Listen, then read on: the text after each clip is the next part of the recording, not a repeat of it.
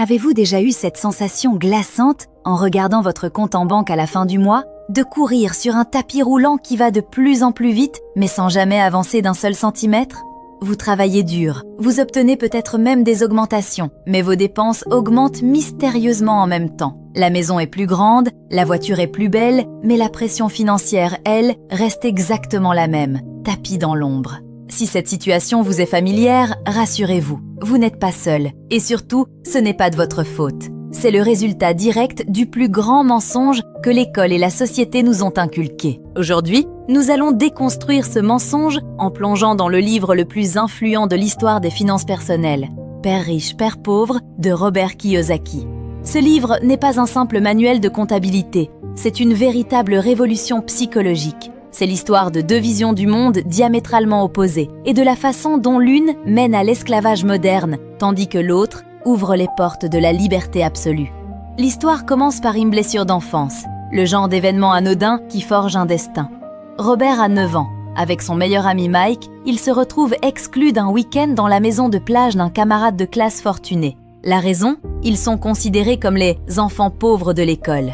Piqué au vif, le petit Robert rentre chez lui et pose la question la plus importante de sa vie à son père biologique. « Papa, comment on fait pour devenir riche ?» Son père biologique, que Robert appellera toute sa vie son père pauvre, était un homme profondément bon, extrêmement intelligent, titulaire d'un doctorat et occupant un poste prestigieux dans l'éducation nationale. Mais face à cette question, sa réponse fut d'une banalité affligeante. « Tu dois avoir de bonnes notes, trouver un emploi sûr et travailler dur pour gagner plus d'argent. » Même à 9 ans, Robert pressent que ce conseil est une impasse. Son père a suivi ce chemin à la lettre. Il travaille d'arrache-pied et pourtant, il lutte chaque mois pour payer ses factures. C'est alors que Robert se tourne vers le père de son ami Mike, qu'il appellera son père riche. Cet homme n'a même pas terminé le collège. Il n'a aucun diplôme prestigieux, mais il possède une intelligence de la rue, un esprit entrepreneurial féroce et il est en train de bâtir un empire financier. Lorsque les deux garçons lui demandent de leur enseigner les secrets de la richesse, le père riche refuse de leur faire un cours magistral. L'école vous apprend en vous faisant asseoir et écouter. La vie, elle, vous apprend en vous bousculant. Il leur lance un défi brutal. S'ils veulent apprendre, ils devront travailler pour lui. 3 heures chaque samedi matin pour un salaire misérable de 10 centimes de l'heure. C'est ainsi que Robert se retrouve à nettoyer la poussière sur des boîtes de conserve dans une petite supérette sans climatisation, étouffant sous la chaleur. 10 centimes de l'heure. À l'époque, une simple bande dessinée en coûtait 10. Au bout de 3 semaines de ce labeur abrutissant, Robert est à bout de nerfs. Il se sent exploité. Il se sent comme un esclave. Il est prêt à démissionner en hurlant. Son père pauvre est outré et lui conseille d'exiger immédiatement une augmentation à 25 centimes ou de partir. Mais lorsqu'il confronte enfin le père riche pour réclamer son dû, le vieil entrepreneur lui sourit. Il l'attendait. Il lui explique alors la leçon numéro 1, celle qui sépare 99% de la population de l'élite financière. La vie vous bouscule en permanence. Face à cette poussée, la majorité des gens se mettent en colère. Ils accusent leur patron de les sous-payer, ils accusent le gouvernement pour les impôts, ils accusent l'économie. Ils réagissent avec leurs émotions, la peur et la cupidité.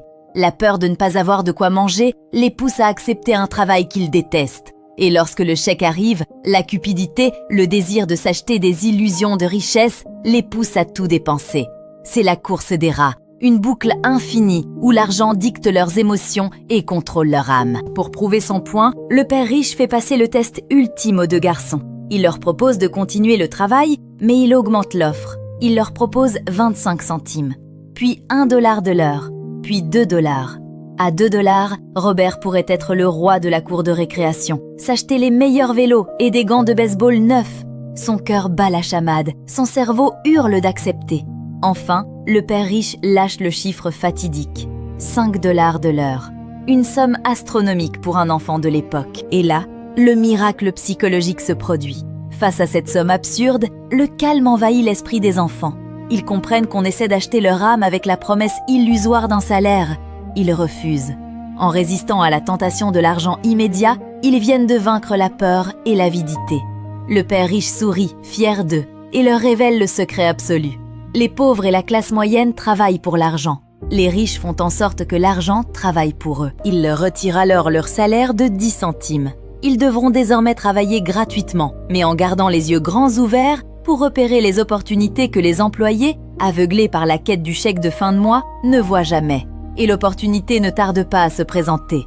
En observant les bandes dessinées invendues que la gérante du magasin s'apprête à jeter, Robert et Mike ont une idée de génie. Ils récupèrent ces bandes dessinées, ouvrent une salle de lecture dans un sous-sol et engagent la petite sœur de Mike pour surveiller l'entrée. Pour 10 centimes, les enfants du quartier peuvent venir lire autant de comics qu'ils le souhaitent en 2 heures. Une affaire en or pour les clients et une machine à billets pour Robert et Mike. En quelques mois, ils génèrent près de 10 $ par semaine sans même être physiquement présents dans la pièce. À tout juste 9 ans, ils venaient de créer leur premier actif. Ils avaient franchi le miroir. Ils venaient de comprendre que le véritable pouvoir ne réside pas dans la force de votre travail physique, mais dans la puissance des systèmes que vous mettez en place. Nous voici au cœur du réacteur. Si vous ne devez retenir qu'une seule leçon de toute votre existence concernant l'argent, c'est celle qui va suivre. Demandez-vous pourquoi tant de personnes brillantes sur le plan académique, des médecins, des avocats, des cadres supérieurs, finissent souvent leur vie avec des problèmes d'argent. Ils gagnent des sommes astronomiques chaque mois et pourtant, ils sont stressés, endettés et incapables de s'arrêter de travailler. La réponse du père riche est brutale mais évidente. L'école nous apprend à lire des mots, mais elle ne nous apprend jamais à lire des chiffres. C'est ce qu'il appelle l'analphabétisme financier. Vous pouvez être un génie dans votre profession. Si vous êtes un analphabète sur le plan financier, l'argent vous glissera toujours entre les doigts. Pour enseigner cette notion à des enfants de 9 ans, le père riche a dû simplifier la comptabilité à l'extrême. Il a effacé le jargon complexe des banquiers pour se concentrer sur 2 mots fondamentaux. 2 mots qui séparent définitivement les riches des pauvres, les actifs et les passifs. La règle d'or, le secret absolu de la richesse, tient en une seule phrase. Les riches achètent des actifs, les pauvres n'ont que des dépenses. Et la classe moyenne achète des passifs, en croyant sincèrement acheter des actifs. Mais alors, comment faire la différence ? Oubliez les définitions compliquées des dictionnaires économiques. Le père riche utilise une image d'une simplicité désarmante. Un actif, c'est quelque chose qui met de l'argent dans votre poche, que vous travaillez ou non. Un passif, c'est quelque chose qui enlève de l'argent de votre poche. C'est tout. Si vous comprenez cette dynamique, vous avez compris 90% du jeu de l'argent. Prenons un exemple qui choque toujours la première fois qu'on l'entend. C'est la phrase la plus controversée de Robert Kiyosaki. Votre maison n'est pas un actif, c'est un passif.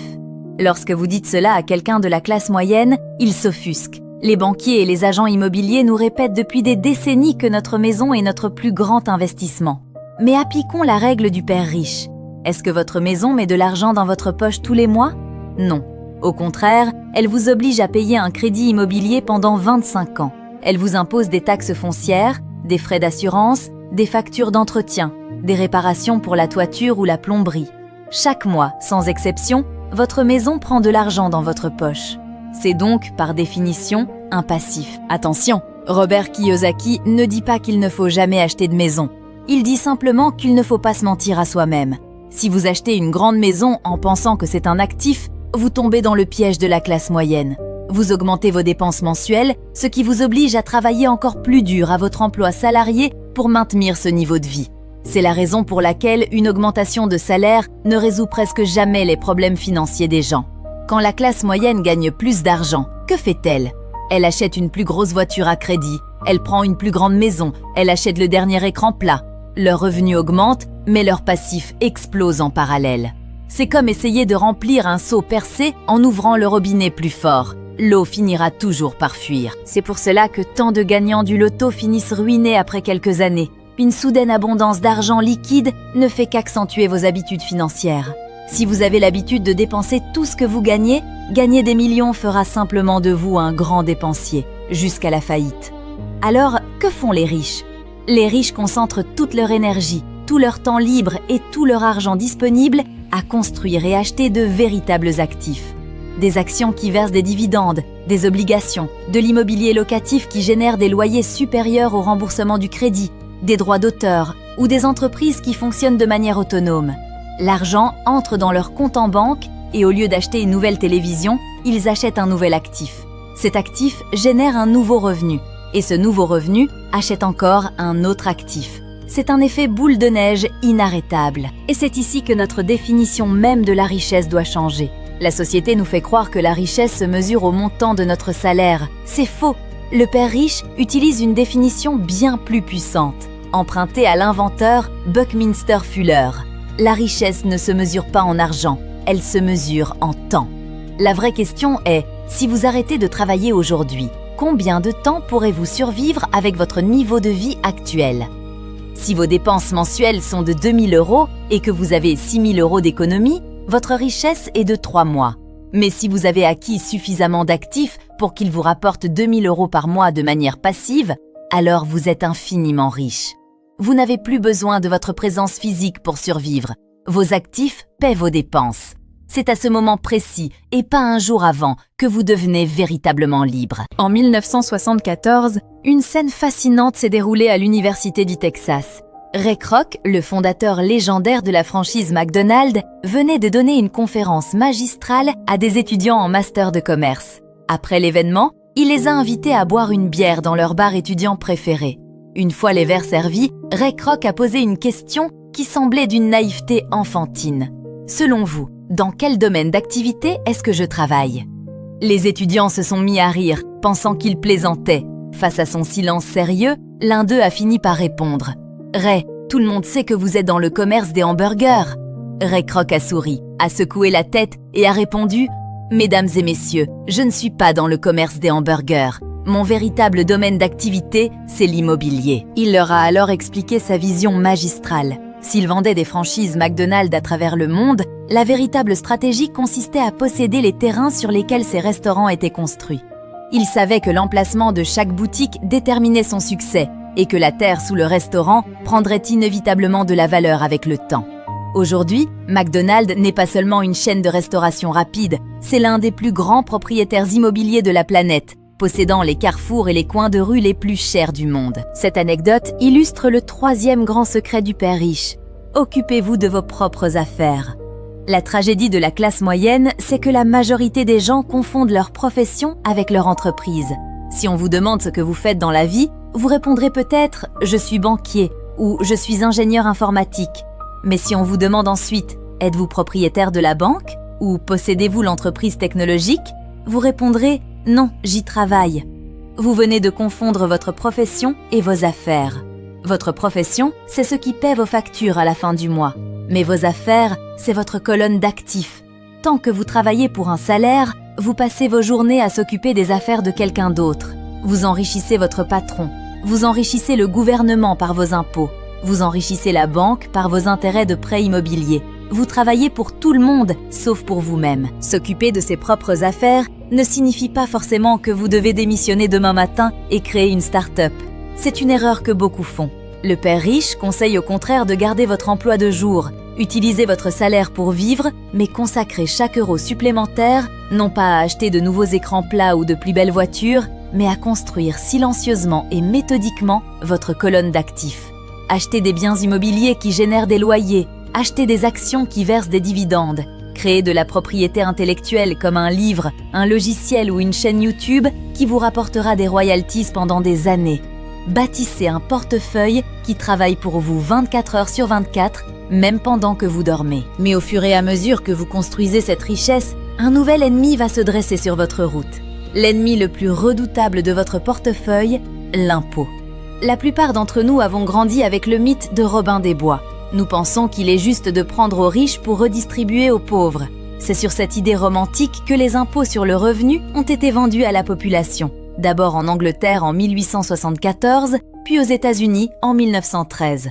Au départ, cet impôt ne touchait que l'élite ultra-riche. La classe moyenne et les pauvres ont applaudi. Mais les gouvernements sont des machines qui ont toujours besoin de plus de carburant, de plus d'argent pour financer leur bureaucratie.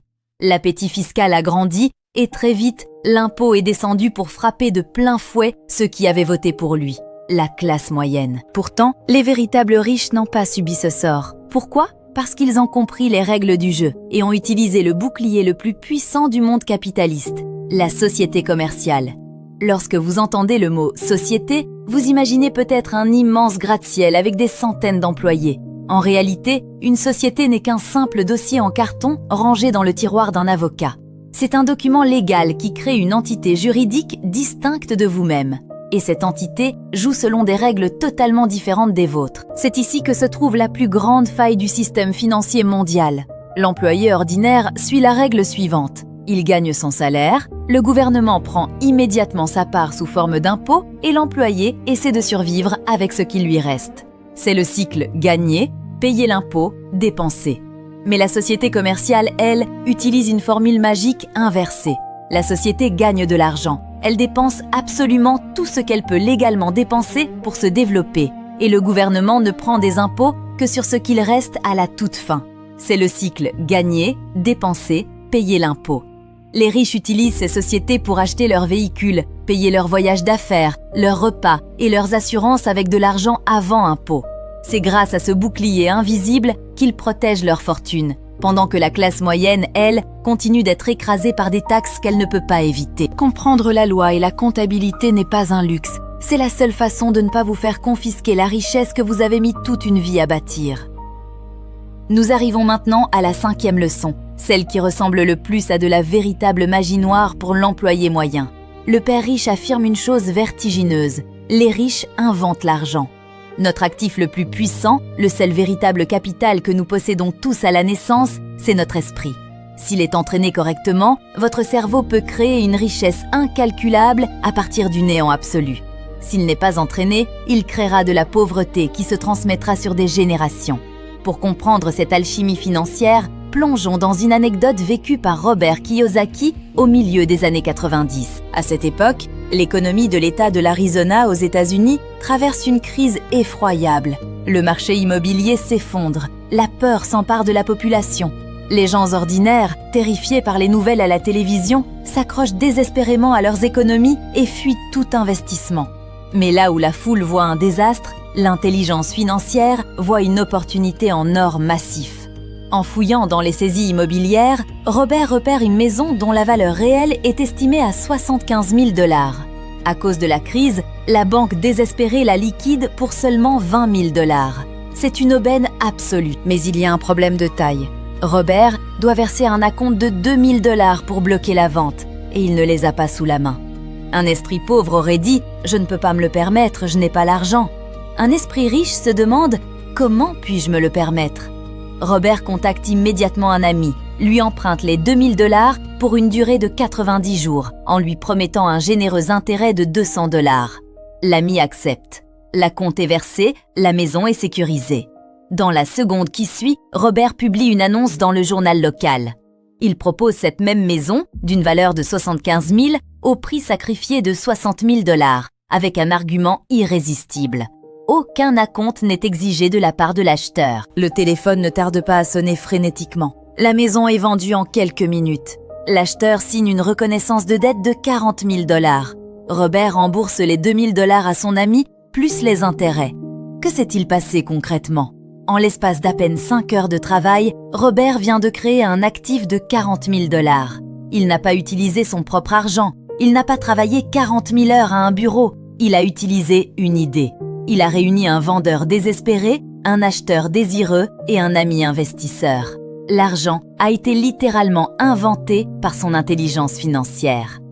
La richesse d'aujourd'hui ne se trouve plus dans les usines ou les terres agricoles comme il y a 300 ans. La richesse moderne, c'est l'information. Ceux qui voient les opportunités invisibles aux yeux de la masse accaparent cette richesse. Mais pour développer cette vision au rayon X, vous devez radicalement changer votre approche du travail. C'est la 6e leçon, travaillez pour apprendre, ne travaillez pas pour l'argent. L'histoire la plus frappante de ce concept se déroule lors d'une interview télévisée à Singapour. Robert discute avec une jeune journaliste brillante. Elle possède une maîtrise en littérature anglaise, elle écrit des articles magnifiques et son rêve absolu est de devenir une romancière à succès. Pourtant, elle lui confie avec amertume que ses romans, bien que salués par la critique pour leur style impeccable, ne se vendent absolument pas. Elle n'arrive pas à en vivre. Robert la regarde et lui donne un conseil qui va la choquer profondément. Il lui suggère de s'inscrire immédiatement à un cours intensif de techniques de vente et de marketing. La journaliste est outrée. Elle se braque instantanément. Elle, une intellectuelle diplômée en littérature, devrait s'abaisser à apprendre les techniques vulgaires des vendeurs de voitures. Elle déteste les vendeurs. Elle déteste l'idée même de faire de la promotion. Elle pense que son talent artistique devrait suffire à attirer le public. Robert saisit alors doucement un de ses propres livres sur la table et pointe du doigt la couverture. Il lui dit « Regardez bien ce qui est écrit ici. Il est écrit « auteur de best-seller ». Il n'est pas écrit « auteur des livres les mieux écrits ». Le silence s'installe. La vérité est brutale. Robert admet volontiers qu'il est un écrivain moyen, mais il est un vendeur exceptionnel. La journaliste, elle, est une écrivaine exceptionnelle, mais une vendeuse médiocre. Elle est à une seule compétence de la richesse et du succès mondial, mais son orgueil et son manque d'éducation financière l'empêchent de franchir ce cap. C'est le drame de millions de personnes extrêmement talentueuses. Elles luttent financièrement toute leur vie parce qu'elles croient que le talent pur et le travail acharné suffisent. C'était d'ailleurs l'erreur tragique du père pauvre. Il croyait fermement à l'hyperspécialisation. Il pensait que plus vous étiez spécialisé dans un tout petit domaine, plus vous étiez précieux. Mais la réalité du capitalisme est cruelle. Plus vous êtes spécialisé, plus vous êtes prisonnier et dépendant de l'entreprise ou de l'industrie qui a besoin de cette spécialité précise. Si votre secteur s'effondre face à une nouvelle technologie, vous n'êtes plus rien. Le père riche, à l'inverse, enseignait qu'il fallait en savoir un peu sur beaucoup de choses. Il poussait Robert à prendre des petits boulots très différents, non pas pour le salaire, mais pour observer de l'intérieur comment fonctionne la logistique, comment se gèrent les ressources humaines, comment on structure une campagne de marketing et comment on clôture une vente. Si vous voulez sortir de la course des rats, arrêtez de chercher le travail qui paie le mieux ce mois-ci. Cherchez le travail qui vous enseignera la compétence exacte qui vous manque pour bâtir votre propre empire demain. Le salaire n'est qu'une illusion à court terme. La compétence, elle, est un actif définitif qui vous suivra toute votre vie. Vous possédez maintenant les fondations. Vous connaissez l'importance vitale de faire la différence entre un actif et un passif. Vous avez compris qu'il faut s'occuper de vos propres affaires et que l'école ne vous apprendra jamais à devenir libre. Et pourtant, dans le monde réel, des millions de personnes qui ont lu ce livre et compris ces concepts restent misérablement bloquées dans la course des rats. Pourquoi ? Parce qu'entre la théorie financière et la richesse concrète, il existe un champ de mine psychologique. Robert Kiyosaki identifie 4 obstacles majeurs, 4 cavaliers de l'échec qui détruisent littéralement le potentiel de l'être humain. La peur, le cynisme, la paresse et les mauvaises habitudes. Le premier obstacle est la peur. La peur viscérale, paralysante de perdre de l'argent. Soyons clairs, personne sur cette terre n'aime perdre le fruit de son travail. Mais la différence fondamentale entre un individu riche et un individu pauvre réside dans la manière de gérer cette terreur. Robert Kiyosaki l'affirme avec une franchise désarmante. Il n'a jamais rencontré de personne riche qui n'ait jamais perdu d'argent. Jamais. En revanche, il a rencontré des millions de personnes pauvres qui n'ont jamais perdu un seul centime en investissant, pour la simple raison qu'elles n'ont jamais osé essayer. La majorité de la classe moyenne joue le jeu de l'argent pour ne pas perdre, au lieu de jouer pour gagner. Ils confient leurs économies à des banquiers pour construire des portefeuilles soi-disant sûrs et équilibrés. Mais un portefeuille ultra sécurisé ne vous rendra jamais riche. Les véritables investisseurs savent qu'il faut accepter un certain déséquilibre au début. Ils échouent, ils perdent, mais ils utilisent cette perte non pas comme une excuse pour abandonner, mais comme un diplôme universitaire de la vie réelle pour s'améliorer. Le deuxième obstacle est le cynisme. Nous sommes tous entourés de personnes toxiques ou simplement effrayées qui projettent leurs propres angoisses sur nous. C'est trop risqué, si c'était si facile, tout le monde le ferait. L'immobilier va s'effondrer. Robert raconte l'histoire d'un de ses amis qui avait déniché une affaire immobilière exceptionnelle. Le retour sur investissement était massif et garanti. Il était prêt à signer, mais lors d'un dîner, il en parle à un voisin qui n'y connaît absolument rien en affaires. Ce voisin commence à critiquer, à émettre des doutes et à distiller son venin de peur. Résultat, l'ami panique et annule l'achat. Cette simple discussion de comptoir lui a coûté une petite fortune en revenus passifs manqués. Le père riche avait une règle implacable. Les cyniques critiquent, les gagnants analysent. Les cyniques ont les yeux fermés par la peur. Les gagnants ont les yeux grands ouverts pour s'emparer des richesses que les cyniques abandonnent par lâcheté. Le troisième obstacle est peut-être le plus pernicieux de tous, la paresse. Attention, la pire forme de paresse n'est pas de rester sur son canapé à ne rien faire. La forme de paresse la plus dangereuse est de rester constamment occupé pour éviter de faire face à ce qui compte vraiment. Les gens se noient dans leur travail salarié, dans les réunions ou dans les corvées pour avoir l'excuse parfaite. Je n'ai pas le temps de m'occuper de mes investissements. Quel est l'antidote à cette paresse mentale? C'est une petite dose d'avidité, oui, de cupidité. Notre société nous a appris à considérer le désir comme un péché. Lorsqu'on veut s'offrir un beau voyage ou un investissement, le réflexe du pauvre est de dire « je ne peux pas me le permettre ». Cette petite phrase est un poison mortel. Elle éteint instantanément votre cerveau, apporte la tristesse et la résignation. Le père riche interdisait cette phrase dans sa maison. Il forçait les enfants à demander « comment puis-je me le permettre ?» Cette question ouverte transforme immédiatement votre cerveau en une machine à résoudre des problèmes. Elle vous force à chercher des solutions, à devenir créatif, à trouver de nouvelles sources de revenus. Enfin, le 4e obstacle, les mauvaises habitudes. Votre vie est le reflet de vos habitudes, pas de votre éducation académique. Le père pauvre avait une habitude financière classique et destructrice. Il payait d'abord ses factures, ses créanciers, ses impôts et son loyer. Ensuite, s'il lui restait un peu d'argent à la fin du mois, il se payait lui-même, c'est-à-dire qu'il épargnait. Le drame, c'est qu'il ne lui restait jamais rien.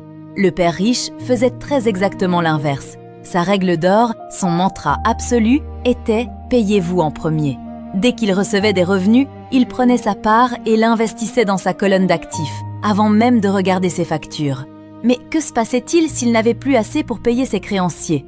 C'est là que réside le génie brut de cette habitude.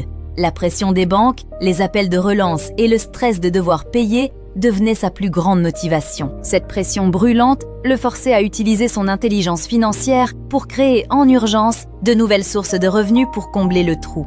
En se payant en premier, il s'enrichissait mécaniquement et il utilisait la peur des créanciers comme un carburant inépuisable pour travailler plus intelligemment. En fin de compte, la richesse n'est pas un don divin, un mystère ou un privilège de naissance. C'est un choix.